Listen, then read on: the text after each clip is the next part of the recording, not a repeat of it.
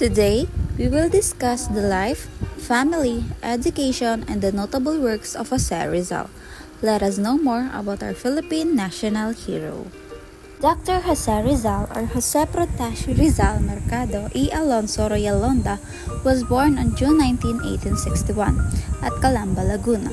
He was baptized on June 22, 1861 by Father Rufino Colantes with his only godfather, Pedro Canasas. His exile happened on December 30, 1869. Who is Dr. Jose Rizal? Rizal became a hero for the Filipinos because of his writings and his involvement in the Filipino propaganda movements. He is also a linguist as he knows 22 languages. Some learned during his study, some from his teacher, and some were from his travel in different countries. Rizal is a talented, brilliant, and genius man of honor. He pursued ophthalmologist program as he wanted to cure the left eye of his mother. With his dedication, he succeeded performing the cataract surgery of his mom. Above all, Rizal is a well-known poet, novelist, philosopher, and a historian. As you all know, Rizal is also a farmer businessman, a sculptor, and one of his famous sculptures is Triumph of Science over Death. He is also a cartographer, bibliophile, and he is a well-known sportsman.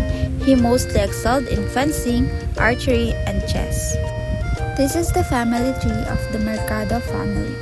Francisco Mercado, Theodora Alonso the parents, Saturnina, Pasiano, Narcisa, Olympia, Lucia, Maria, Jose, Concepcion, Josefa, Trinidad, and Soledad. Who is Domingo Lamco? He is the paternal ascendant of Francisco Mercado, the father of their father. He is a full-blooded Chinese from Amoy, China. He came to the Philippines and married a half-Chinese lady named Ines de la Rosa in late 16th century. He took the last name Mercado in late 17th century. This is to escape the bitter anti-Chinese prejudice that existed in the Philippines. The Rizal family is part of the good middle-class family.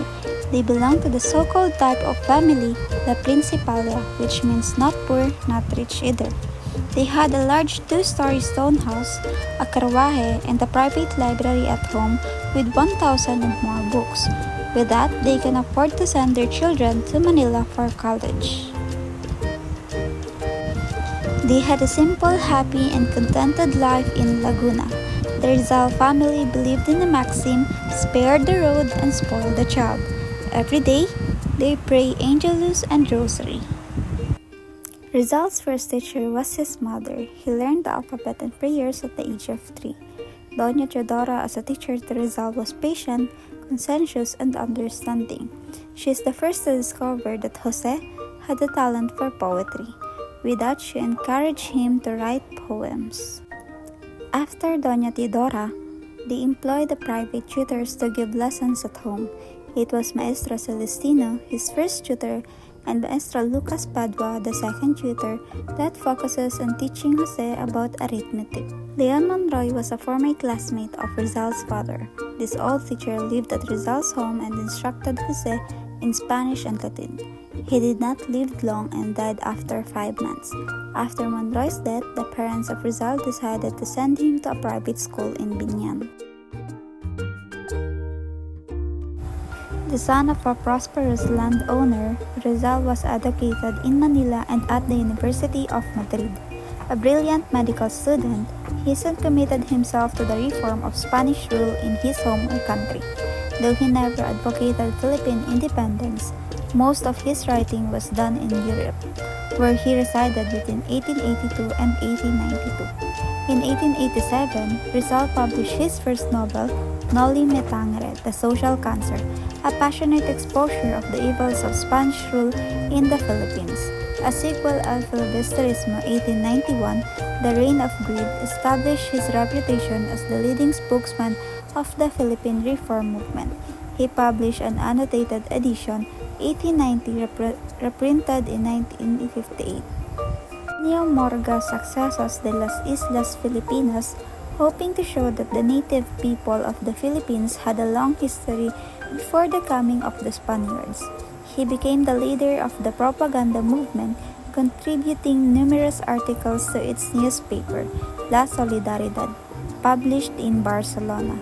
Rizal's political program included the integration of the Philippines as a province of Spain, representation in the Cortes, the Spanish Parliament, the replacement of Spanish friars by Filipino priests, freedom of assembly and expression, and the equality of Filipinos and Spaniards before the law.